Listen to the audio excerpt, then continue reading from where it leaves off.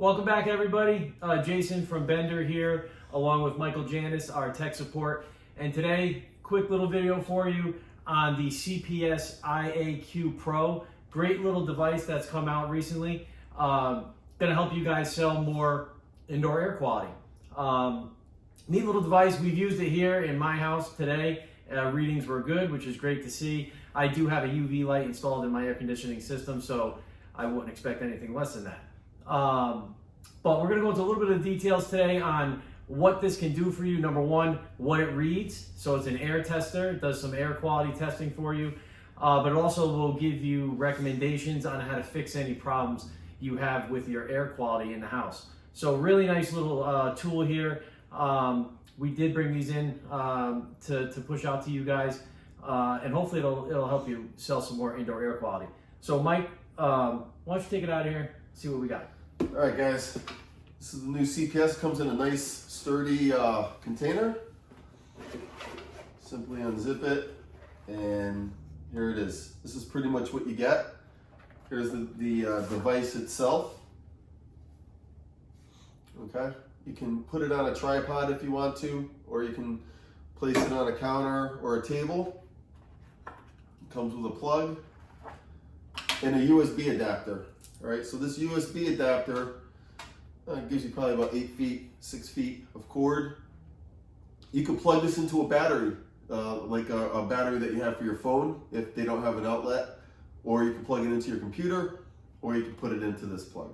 So they've got a couple different options to plug this in. And what this does too is, so typically what you want to do with this device is, put it in a living space, whether it be a living room, a kitchen, whatever the case may be. But because instead of having to unplug it and plug it back in room to room, you can put it on like a little battery pack if you want, so you can take it room to room without actually unplugging the device, right? Yep. So we can keep it with power as we take it room to room. Now, something to note here is that each room may have different air quality issues. I mean, you've probably heard of VOCs. That's a term that gets thrown around a lot when you talk about indoor air quality.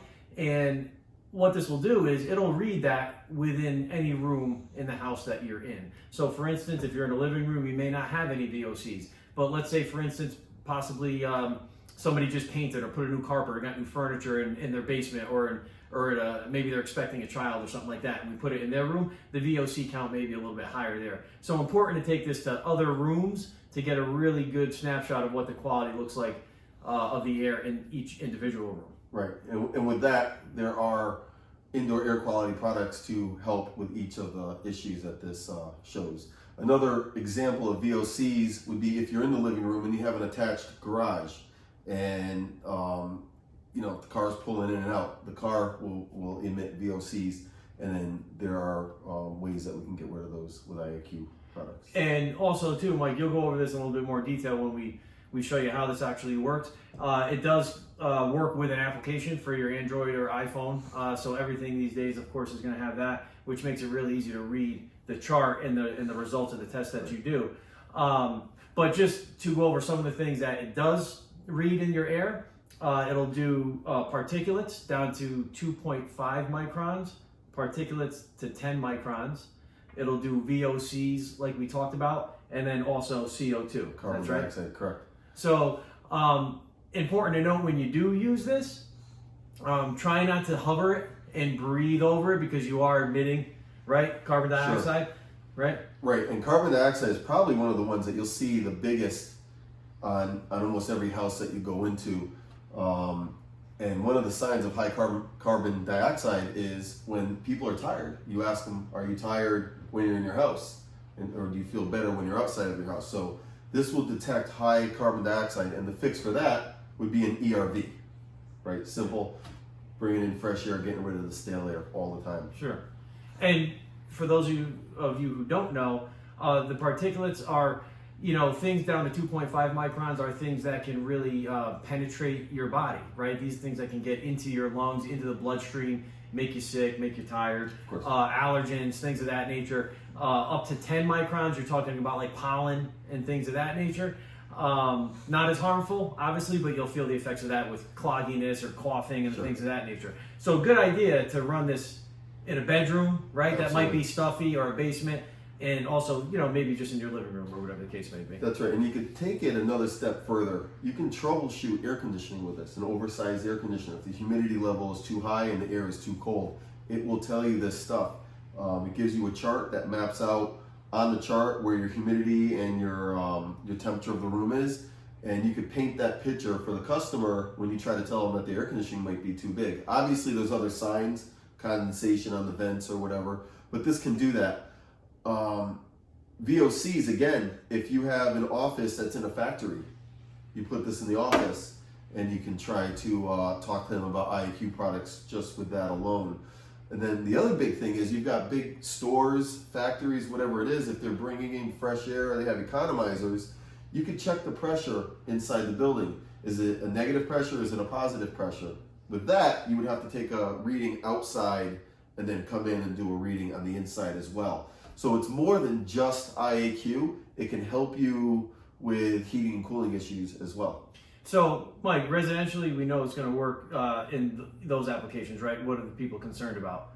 Right, viruses, bacteria, the things that's on everybody's mind right now. Yep. But you're saying you can use this in a light commercial setting as well. Absolutely. All right, good. And even if you have people in an office that are continually tired, that could be CO2. That could be levels of VOC. I mean, it could be a lot of things. People are getting sick. It could be your particulates.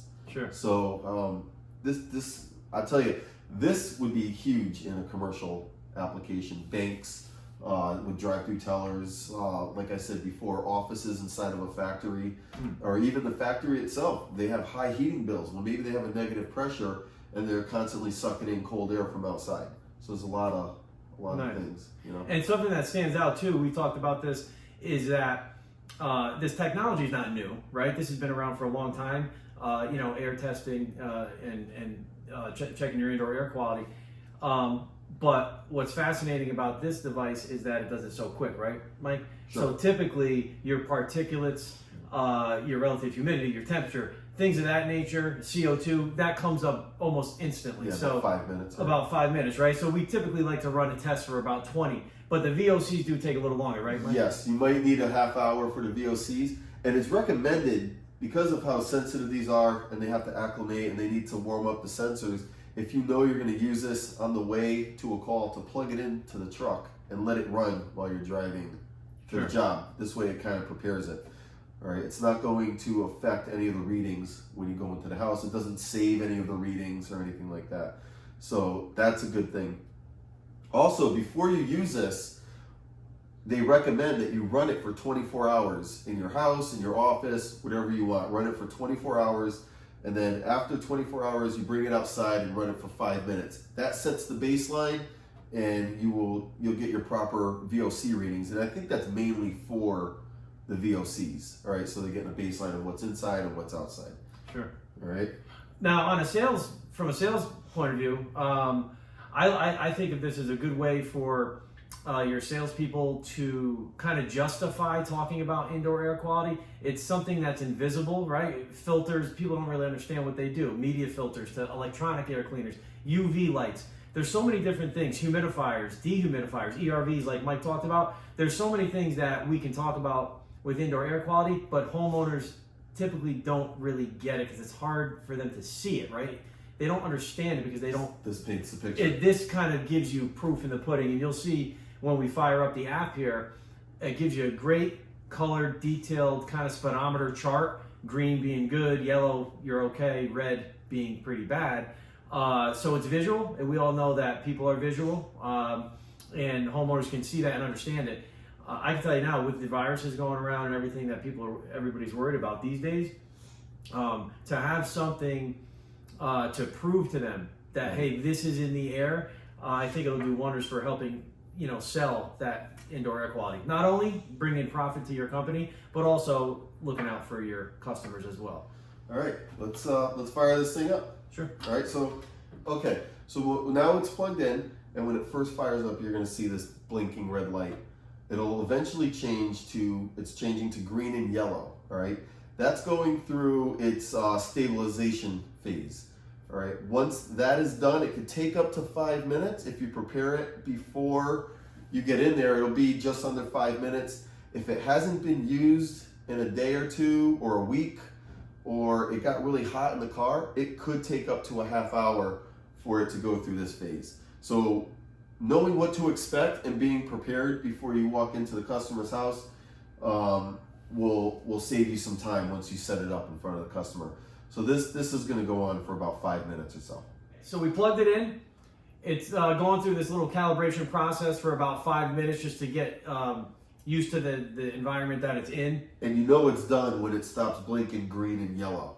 Yeah, so when the green and yellow stop, there you are. And that's what'll happen during that process. It'll go green and yellow, and then it'll become a solid color. If it's solid green, that means the air quality where this is actually very good. This is showing yellow right now, so it's pretty good. Not the best it could be, but still pretty solid, good air quality. If it got to orange or even red, then you have a lot of stuff floating around in the air, right, Mike? Yep. So what we're going to do is we've actually ran a test on this through the app, and you'll see that you can customize the time for that. We recommend doing what, about a half hour? Half hour is the standard test. You can do 5 minutes, 10 minutes, but that would be if this thing was ready to go. So if you had it in your truck and you ran it for a half hour in the truck, got everything warmed up, then you could probably do a 5-10 minute test. Okay. Right. And the half hour is mostly for just getting that VOC reading. That takes a little bit longer than your particulates and your CO2 and humidity. So let it run for about a half hour. That's pretty standard. A half hour is not terrible because you could be doing a maintenance call. Yeah. Right? That's when you set that in there. You go on maintenance and and you come back and get the readings when Sure. you're done. Yeah. And then you show the customer when you're giving them all the information and how the maintenance went. So Mike, talk a little bit about what you're seeing on the app for the test that's being ran right now. So right now we're showing that our particulate matter is at particulate matter for 2.5 micrograms is in the yellow. Okay, which is okay, but there's fixes for that. We could get that into the green or lower down on the yellow scale because it's starting to go into the darker yellow. Particulate matter 10 would be, we're just hovering over green. So we're doing all right with that. There's not the bigger particulate matter. The next thing that we're showing are VOCs, and that's 0 parts per billion. And we're at 0 parts per billion. We're in the green, we're doing well. CO2 is a little high because we're talking around this right now, and we're at about 1,045 parts per million on the CO2, and it's starting to get into the darker yellow. And if you can see, this guy is showing some dark yellow, and it's going between that and yellow. So when that's flashing yellow, dark yellow, or orange, or red, and it alternates between those, that means that there's something in the air that is not healthy. And then that's when you can see exactly what it is on the app. Nice. Right. And from what I see too on this application, when you do run that test, it's very easy to read, very easy for the homeowner to read. They can see it, it's color coded, something that they can understand, right? And that's what I really like about this device. The next part is you can switch it over for heating or cooling, all right? And it'll tell you if the readings are, if they're good for heating or if they're good for cooling, right? You can read your indoor temperature, your relative humidity of the room, of the space that you're in. And then you can read pressure. You can read dew point. So with these extra readings, pressure and dew point and temperature, you can actually help diagnose heating and cooling problems, maybe in a factory or an office building, a store. You know, they might have makeup air or they're bringing in fresh air or exhausting stale air. They can have a negative pressure in the building. So every time they open the door, they're sucking in cold air, they're sucking in heat. If they have positive pressure in the building, they're going to be, every time they open the door, they're going to be pushing the heat or the air conditioning out of the building, right? Now, it's always good to have a slightly positive pressure in the building, just to keep stuff from coming in, right?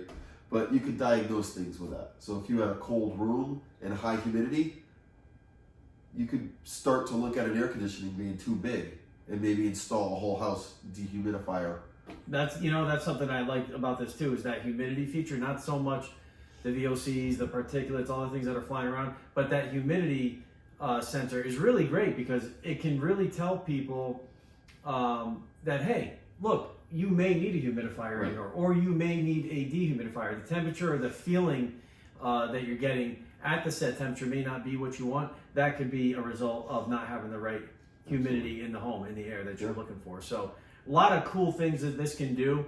We talked about earlier about the sales. I think it's a great way to prove to homeowners what's going on within the air in their home and open up all sorts of opportunities for indoor air quality sales. But even from a technical side, Mike, right? A service guy, someone doing a preventative maintenance. You have a guy, you can have a few of these for your company. They go out, right?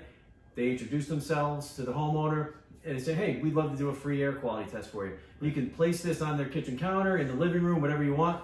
Go ahead with your preventative maintenance or the service that you're going to perform. And then at the end of the call, you can show them this nice report and then open up opportunities for your techs to sell as well. And we know that homeowners tend to trust more the technicians, That's right, yeah. you know, as opposed to maybe a well-dressed salesperson. You know, we always get a bad rap. Sorry, but that's a good opportunity to get your tech selling too.